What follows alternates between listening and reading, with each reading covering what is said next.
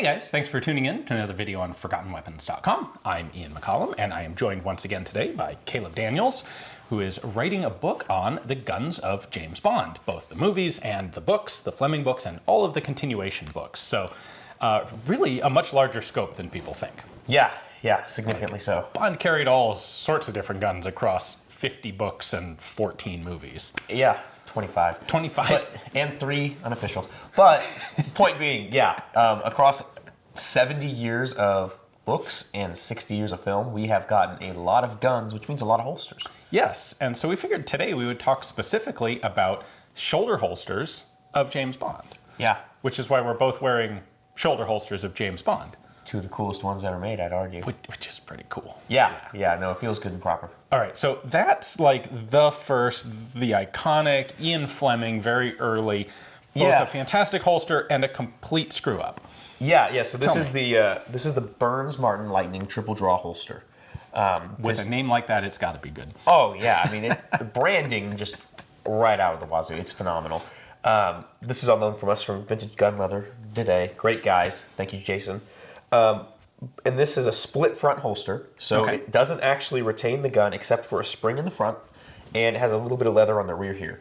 It was originally designed to be a belt holster. It was the first styled like security holster, so you couldn't, someone couldn't draw your gun from behind. It required a forward rolling movement to create a draw. So you actually snap it out of that front seat. Yeah. Cool. What's hard too is when you draw, especially if you're drawing it with a longer barrel, the barrel catches through. It's not like a snap, like a thumb snap, and then you just draw.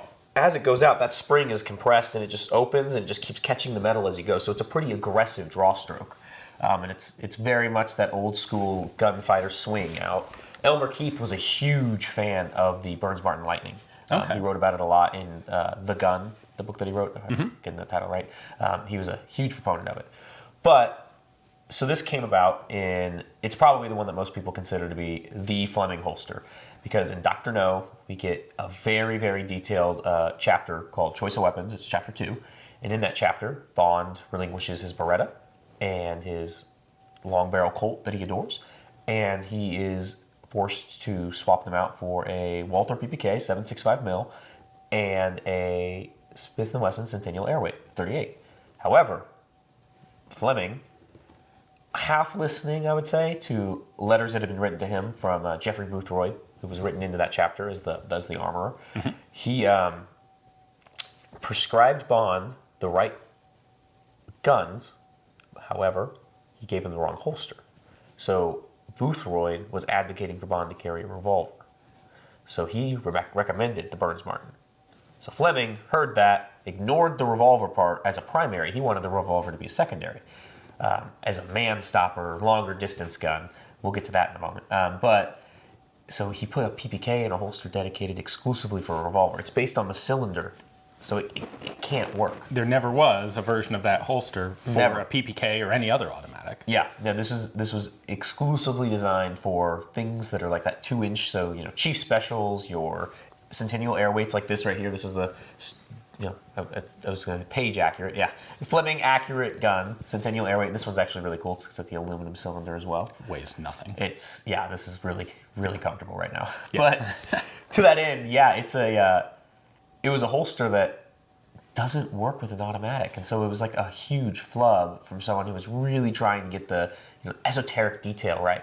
Yeah, Fleming really liked explaining specific details about not just guns, but food,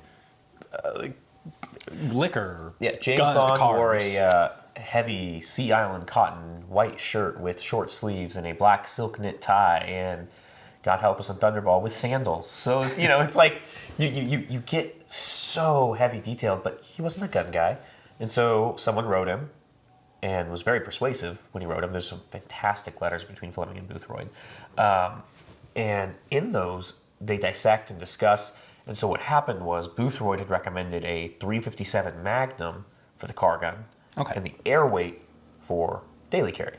And then in that same paragraph, he recommended the Burns Martin triple draw holster. And then in the same letter or a follow-up one, Fleming asks him what the bad guys should carry, and he recommends the Walther PPK. So Fleming, being a fan of the automatics, and after having Boothroyd send him a letter which included an old article from the early 50s that rated and graded the small automatics from World War II that appeared in American Rifleman. Well, the PPK was on there, and it's really cool, actually, if you look at the pages. Again, I'm defending Fleming here. That's why I'm rambling. He took tables right out of that article and dropped them in to justify why he picked the PPK. So he was like 80% there, and it was just the holster. Right. But that still means we get a really, really cool piece of history to talk about. And it's something you never see in the movies. Never. Because it can't work in the movies. Right. Yeah, the Burns Barton wouldn't have worked. So that's really cool. Yeah. Now, Bond would continue to carry a PPK forever, basically. And he goes through a bunch of other holsters. Yeah. So I think you said the second coolest one is the one that I am wearing here. Yeah, I'm very, very, very thrilled to see that one. That is this is my personal favorite. This is the Galco Executive. It's the Brosnan era holster. So you get some really cool shots of Pierce Brosnan, like Tomorrow Never Dies. He's waiting in his hotel room, shooting vodka straight, and he's leaned back in a chair, and he's got his shirt, like, because he's Brosnan, 50 unbuttoned, right? Like, it's like 50% there, and he's just sitting there, shoulder holster. And it's super clear. You get so many hero shots of this holster in that movie.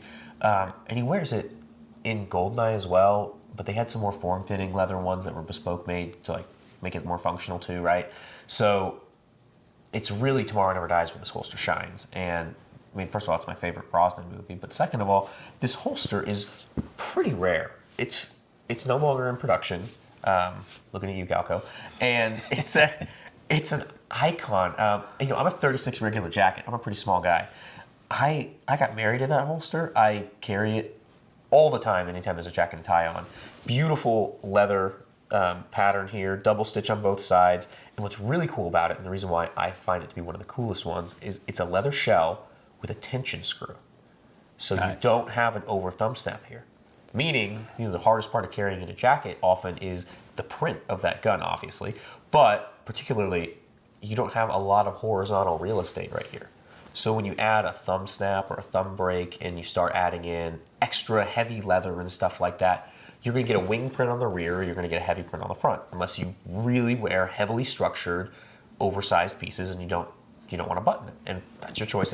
But if you're trying to capture the Fleming or James Bond in general aesthetic, and the tightest you want your jacket to be, or the loosest is like Connery's conduit cut, which gives you relief in the chest, but it isn't, baggy.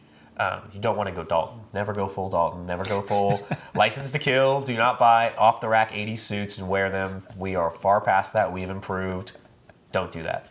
But to that end, this holster is actually super functional for daily carry. It is. It's quite comfortable too. Yeah, I like it. I can wear that for hours on end. I've slept in that holster if I had to, But it's a great piece. The draw stroke is phenomenal because it doesn't have a thumb break or anything like that. Reholstering is really efficient. It's just a great piece, and it's, I think, a definitive holster that really highlights one of the best eras of Bond. So now, going with Bond and really good PPK holsters, clearly Connery would have had a really good, he has an iconic, efficient. Yeah, it's awesome. You have a reproduction of Connery's PPK holster. I do. So we have two reproduction holsters here that we'll go through today, both from my friend TH Holsters, who I make the Spectre Mark III with, right? So he was kind enough to reproduce this so we could get some general aesthetics for our photography. So, I have to say that looks like a 12-year-old's home ec project. Yeah. And that's what it looked like on the film too, because the film armorers, I think, really took inspiration from. We'll get to the chamois leather holster and the Beretta 418. I think they really took inspiration from, and there's debate because the props don't really exist. Did they dye chamois leather? Did they buy suede? It looks like it collapses really well, so there's a good chance it's the chamois leather, because that was the original Fleming holster, was a chamois leather holster to go with the Beretta 418. So, that end, they produced something that was functional. Not functional, but functional for screen accuracy. The gun holds in it. The gun holds in. I don't want to sound like I'm disparaging the guys who made this. No, because they accurately reproduced a really chintzy. This reminds me a lot of, and the reason why I love it. I grew up on Sean Connery's Bond, right? And so the blue suede with a box stitch right here, and the oversized pouch that just, I mean, you can see we cut that angle pretty similar to the film, where the grip is not exposed. It just flops in there. And in fact, in the movie, the pouch is even longer sometimes, because they made, I think they probably fell apart. They made different ones throughout the years. In Goldfinger, you only see the PPK in this holster during the pre-titles, right?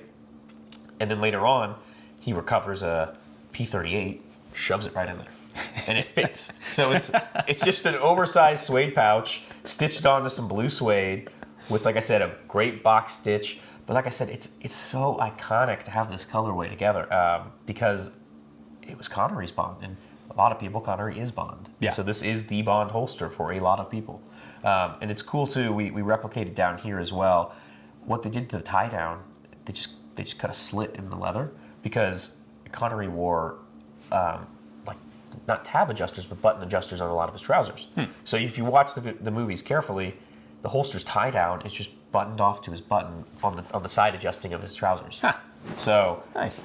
yeah, it's not the most sensical, right? I mean, you start doing this, it's just gonna fall it's right got out. zero like it's gravity retention. Yeah, That's don't tie your shoes with this on. You know, Fleming's Bond really liked laceless shoes. Maybe that was like a meta thing that we didn't track, that it was like you have to carry without shoelaces, so that way you don't bend over to tie your shoes and lose your gun. We'll give that to him. Okay, right so or wrong. this sort of thing makes a little more sense for a tiny, tiny little gun like a Beretta 418. Yeah, so That's where it came from. correct. So another reproduction from Thomas over at TH, and this is Beretta 318, which is another one of the era guns. And you can see we took chamois leather, available at your local Walmart, and we put together based on Fleming's description. It's a shallow pouch, and it holds the gun. Now, to make this leather functional, to make a pouch, we had to fold it over. So we had to double up the leather, and then really you fold it over again when you create it. So it's like, almost quad folded chamois here to give it any sort of structure whatsoever. Yeah. And you can see we did the straps in the same material, but when you watch, you stretch, and it starts folding out. I mean, It's just a sock. It's a gun sock. It's a gun sock. And that was actually what Boothroyd talked about. He's like, it might be really comfortable for him to carry in that chamois holster, but I think the exact way he wrote it, Englishman in the 60s, he's like, by the time Bond is trying to rapidly draw that out of the holster, the other fella will be counting all the holes he put in Bond's tummy. Like, he used the word tummy. That just it sticks in my head. I'm like, a grown man writing a grown man just casually put tummy on a letter and said, that's why you should change the holster. So this is something that Fleming came up with, and Boothroyd was like, that's stupid. Yep. You need a proper Yeah. proper gun and a proper holster. Correct. Yeah, the whole letters came out of the fact that he loved Bond, and it was hey, you're, especially in the early, the early books are like detective novels to a degree. Yeah. And then you start getting further along, and the plots start getting more aggressive, the action starts getting more intense, and so it's not just him sitting at Casino Royale and then getting tortured, losing his guns anyway, and all that stuff, right? He's fighting a lot more. He's becoming that action hero as the tales progress, and so that's what spurred Boothroyd into action. He's going, hey, I'd like this guy to live. Like, I want these books to keep coming out, so here's some things I would recommend. Okay. What else do you have over there? Yeah, I thought this would be cool. The collection we're currently with was kind enough to provide us this is what would probably have been a lot more accurate. This is a smaller holster from that era, so like the 40s and 50s, that is functional with these smaller guns, and it fits these micro Berettas best. So it's got a thumb snap over. It's pretty similar to like the I can't say it direct because I haven't seen too many of them, but like what like the Italian military would have used with these, because it's actually the 318s did have military contract applications, but they were mostly vest pistols. But if you had a shoulder holster, it would have looked like this. Okay. See, it has a small tie down. It's got a little shoulder piece. Again, pretty basic all around, but you're not losing your gun. And you don't need a lot. The gun is so light and so small, you don't need that much to it, but yeah, you want it to be retained. You would like to keep your gun. That is Yes. an important part of the process. Yeah. And then the other one that we have right here, We have two we of have two. So this is super cool. This holster right here Yeah. is from Live and Let Die. Unfortunately for Bond, he doesn't carry spare ammo, so we see the holster pretty clearly. Yep. The only No difference ammo between this there. one and the screen used one is it had a dark OD green strap, but this is a period correct early 70s Bianchi large X15 shoulder holster. So same style, it's a split back instead of a split front. Yep. So it uses the same technology that Burns Martin patented to carry, in the case of Live and Let Die, a Model 29 44 Magnum. So you see him, he shoots Baron Samedi and all that, and he tosses the gun away because he didn't bring any spare ammo. And then he, when he gets captured, he takes the holster off and puts it on a serving tray. Keep the change. So vertical shoulder holster, tie down here. Yep. Again, no thumb snap, carries impressively well. I've been keeping, I've got a 6-inch Model 19 that I put in there and have worked through it on. And it's pretty good. And you can see that spring is really tight because over the years it started to fold the leather. So when you put a gun in there, it sets the way it's supposed to. But it's a vertical shoulder holster. It's oversized, and you'll look for this on the screen, that beautiful 4 pattern stitch right across the shoulder, and you'll catch it immediately. And then the same, my favorite detail on this is the one that was hardest to find because they only did these on the early ones. They capture the spring with this double stitch pattern and then a single across the top. A lot of them you'll find love. Maybe 2 here and then like 2 here. So the 2-in-1 is a really important detail. All right. And then in the Raymond Benson era, double shot in 2002, he carries his PPK 7.65 mil in a Bianchi X15 shoulder holster. okay, So it makes same thing, just for a smaller frame gun. Yeah, it makes a return, so you can kind of see what the holster looks like with a gun in it. It's a great example, again, for vintage gun leather. And I'll show you the draw stroke here, just so you can kind of get a feel for what that spring would look like.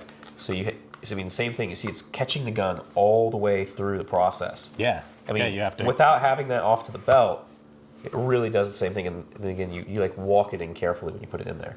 So it's a very interesting process. That seems like a really bulky holster For to a do the smaller same gun. thing that Yeah. this can do with a whole lot less Yeah, overhead.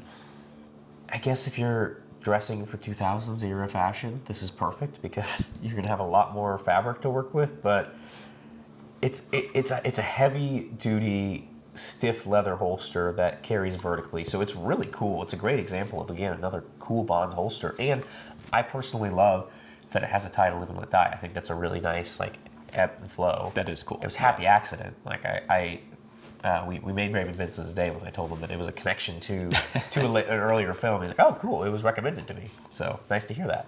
But yeah, it's another interesting holster from the era of James Bond. I need to put this. Yeah, it just doesn't feel right without it. No, it really doesn't. I like that. Yeah, yeah.